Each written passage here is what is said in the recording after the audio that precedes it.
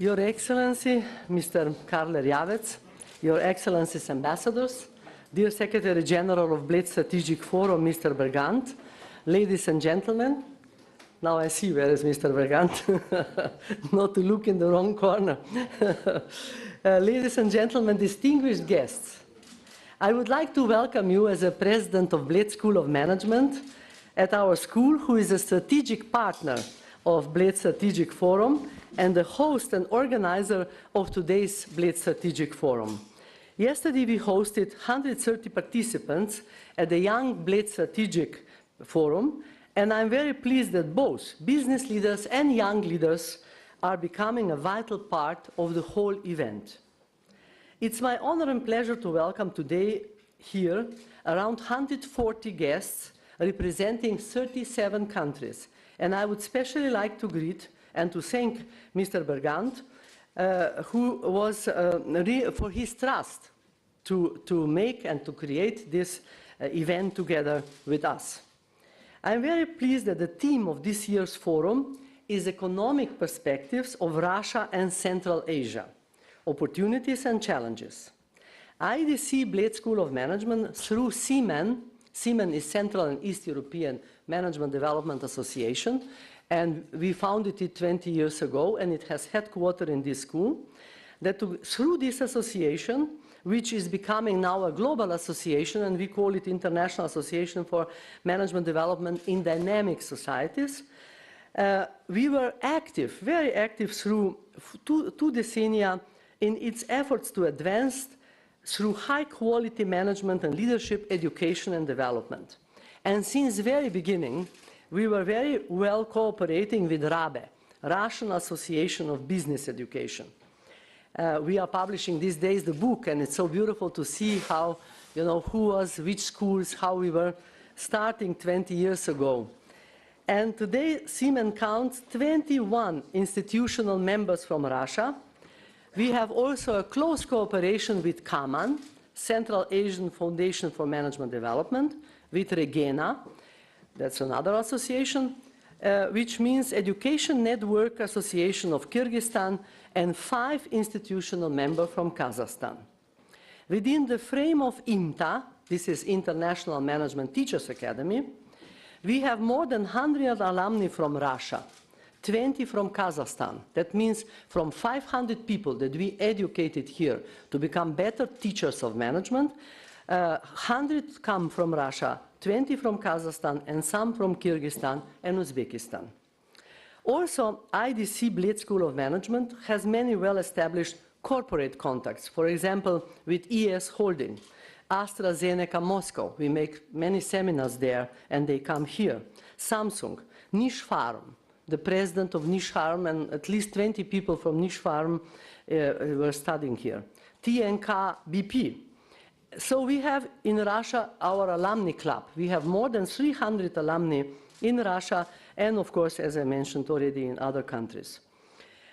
In 2011, we organized in frame of our European Leadership Center, this is another organization next to Bled School of Management. We organized a 2-day conference with the title, The European Union and Russia. Every year we have European Union and something, like press, like public-private partnerships and so on. And this time we have European Union and Russia, business opportunities and leadership challenges.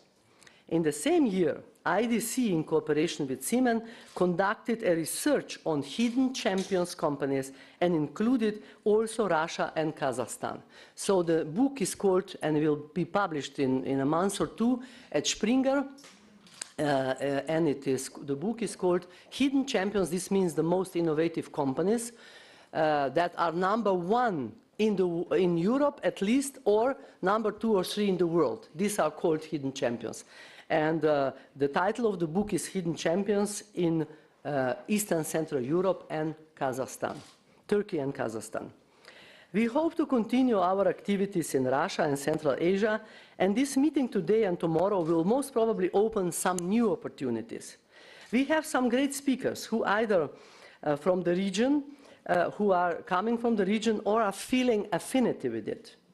The most special today, however, will be the signing of the contract between company RICO and Marmor Hotavlje, Stiles and Klima Petek for the project of Kempinski Hotel in Minsk, Belarus. I also have to say, I didn't mention, but we also have students from Belarus, and of course, Mr. Škrabec, president of RICO, is a big supporter of our school. That's why it's our special pleasure to have also, besides everything else, to have this event here. A clear example of the opportunity we could all get is this example that we shall sign this contract today. I'm sure that also the challenges will get sufficient, not only the successes and results, but also the new challenges. So I would like to welcome you warmly once again to IDC Bled School of Management. My team and myself, we shall try to create a nice atmosphere so that you feel fine. I also heard that the weather will improve in the afternoon, I mean, before you leave. And now I have a great honor to invite to the stage Mr. Karl Erjavec, Deputy Prime Minister and Minister of Foreign Affairs of the Republic of Slovenia.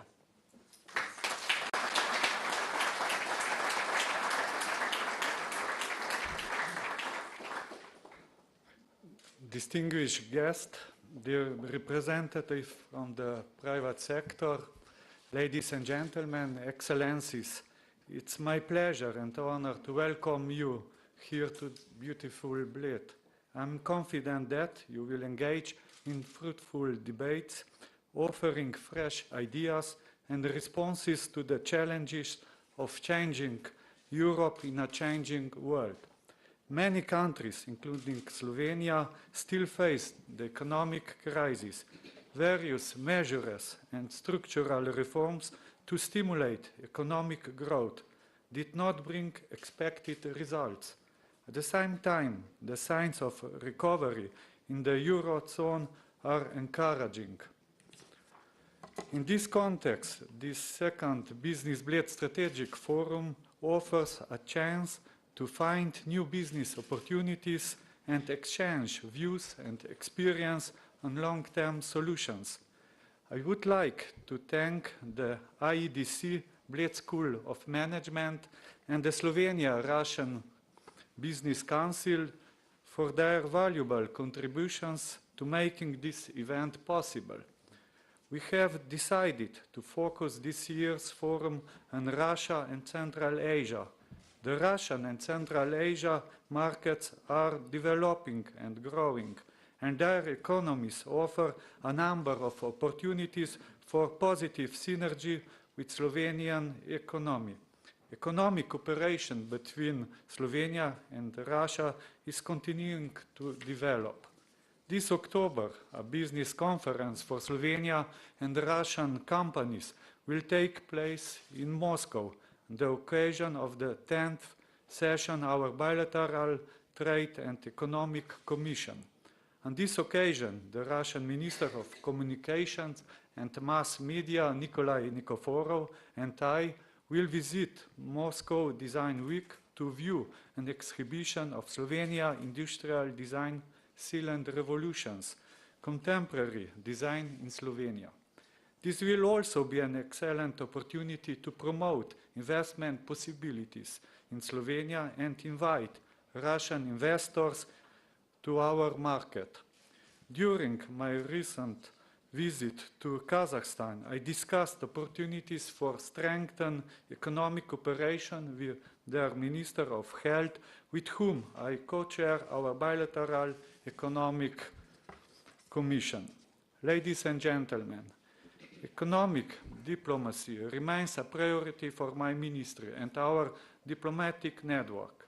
Many Slovenian companies have used their knowledge, innovation and services and successfully entered foreign markets. And many are still trying to follow their lead. The Slovenian Foreign Ministry will continue to provide effective assistance and support to Slovenian companies. In this context, Slovenia's membership of international organizations such as the OECD and the UN and United Nations Economic Commission for Europe is extremely valuable. This is why I'm so pleased to welcome here today Mr. Sven Alkalai, Executive Secretary Economic Council for Europe. Slovenia became a full member of the OECD in 2010. We are extremely grateful for their excellent guidance. It was very useful in the preparation and implementation of our structural reforms. Allow me to take this opportunity also to thank our sponsor, especially RICO and BMW Group Slovenia, and other representatives of the Slovenian and foreign companies. They support the forum despite the difficult economic situation. Thank you very much for your support. Business deals are made by people. I encourage you to make the best of this opportunity, create and exchange fresh ideas, make new friendship and strengthen mutual trust.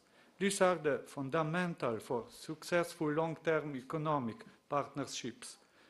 Nay, all session happening in Hotel Toplica tonight will be another opportunity to do so.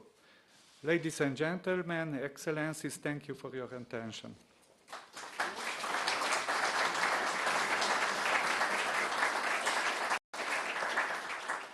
Thank you very much, Mr. Minister. And I would like now to invite to the floor Mr. Sven Alkalai, Under Secretary General of the United Nations and Executive Secretary of the United Nations Economic Commissions for Europe. Please, the floor is yours.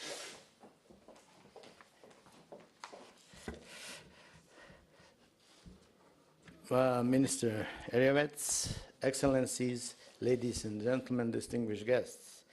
I'm very glad to be here today at this very prestigious Bled Strategic Forum that brings together politicians, major stakeholders, thinkers, policymakers together.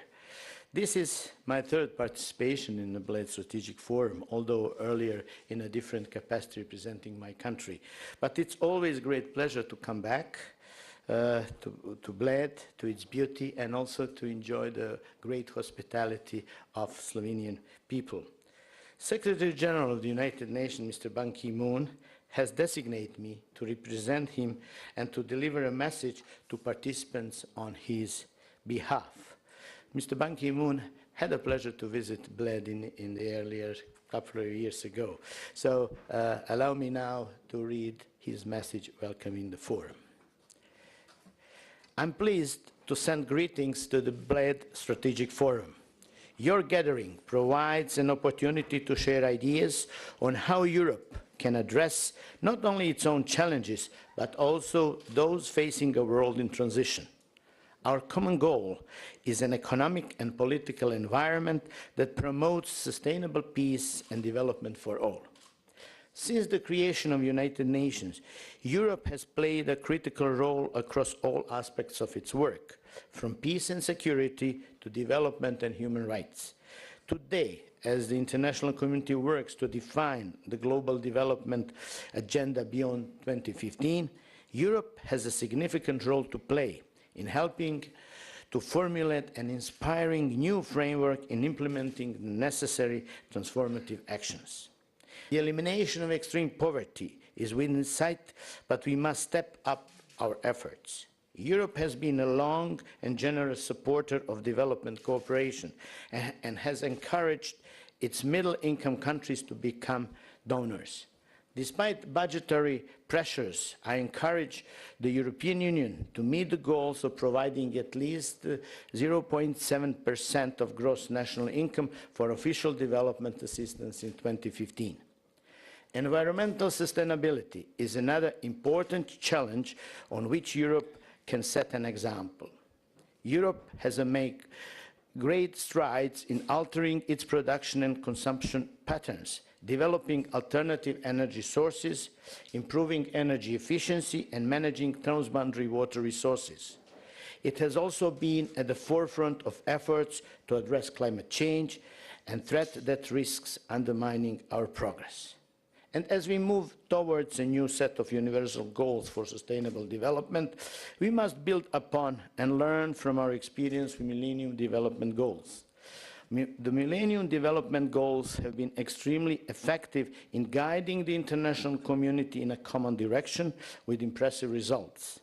Yet, there is much work left to do, and it is imperative that we accelerate and intensify our efforts as the deadline draws near.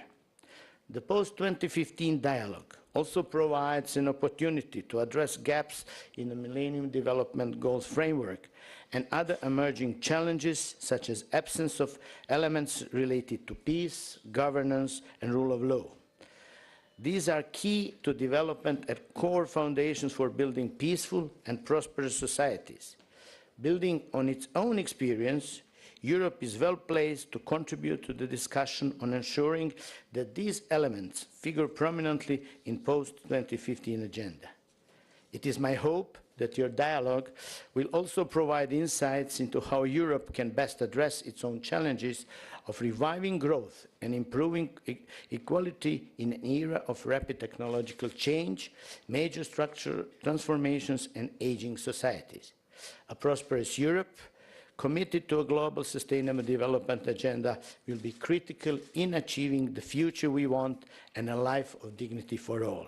And I look forward to continue our close partnership in the coming decades. Please accept my best wishes for a successful reform. This was a message from the Secretary General of the United Nations, Ban Ki-moon. Thank you very much.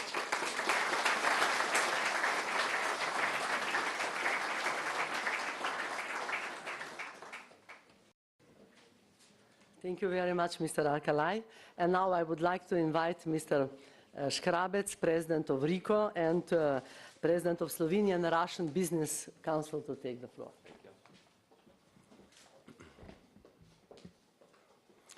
Dear ladies and gentlemen, it's a great pleasure for me to address such a prominent audience today here in Bled. A part of being a very attractive, professional and social event, the Bled Strategic Forum has through the years become a meeting point of politicians, officials, thinkers and business people from various parts of the world, generating new ideas and creating new perspectives on our common challenges. I am therefore proud that RICO is a case sponsor of this year's forum. I am also very proud, Danica, you mentioned that we are big supporters of your school. I am proud to be here, that we are part of your success, because this school is a big part of our success. And I would like to emphasize that success of our business is based also on the diplomacy that is led by Mr. Karel Ravec. I am particularly happy that this year's business part of the forum is focusing on Russia and Central Asia, as the countries of the former Soviet Union are the core business region of our company RICO. At this point, I would like to emphasize the importance and strong support again provided to our business efforts by the Ministry of Foreign Affairs through the economic diplomacy, and I would like to thank again Mr. Karel Ravec for all support offered. One of the largest projects that we are currently conducting is the construction of the multifunctional complex Kempinski Hotel in the capital of Minsk, of Belarus. This is the biggest single project that any construction company from Slovenia has today. And again, we acquired this project, this business, with the help of Mr. Karel Ravec. I'm honored that we will, in a few minutes, sign the contract for guest rooms and for some other projects with the distinguished companies as Marko Hotavle, Stiles Sevnica, and Klima Petek. And I'm happy that here is also His Excellency, the Ambassador of Republic of Belarus, Alexander Hanovsky. Thank you that you attend our ceremony. I would also like to point out that the Slovenian-Russian Business Council is organizing the first Slovenian-Russian conference on high technologies today, right after the lunch break in this hall. We are proud to have with us today very distinguished guests, such as Mr. Mihaescu from Sberbank, and high-tech experts from Russia and Slovenia, and we expect a very interesting and challenging discussion. I'm looking forward to share your views and opinions on a lot of interesting topics today, and I wish you all a pleasant stay here and successful day. Thank you very much.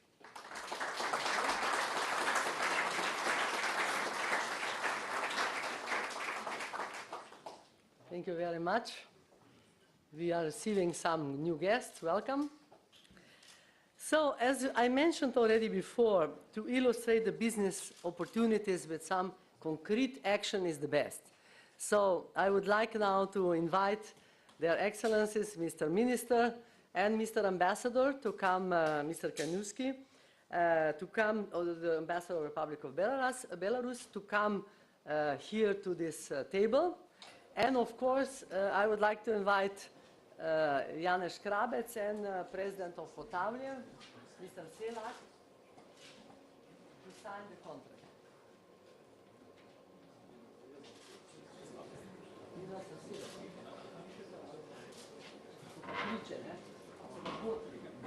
Godfathers. They are lacking the godmother.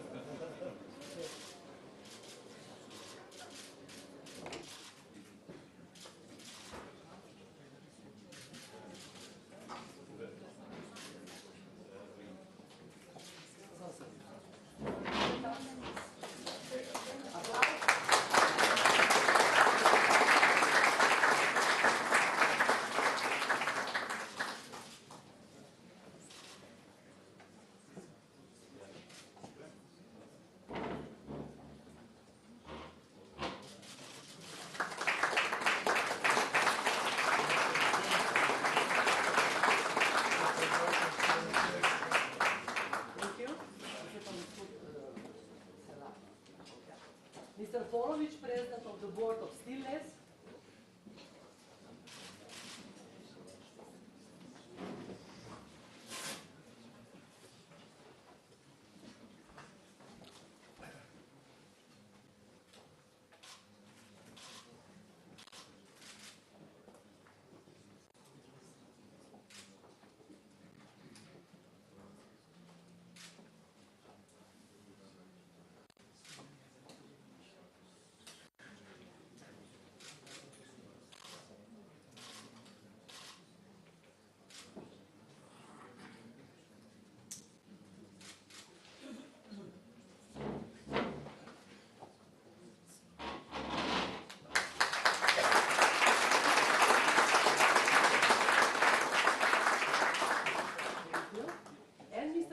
The Director of Klimagesetz. So that's clear who's in the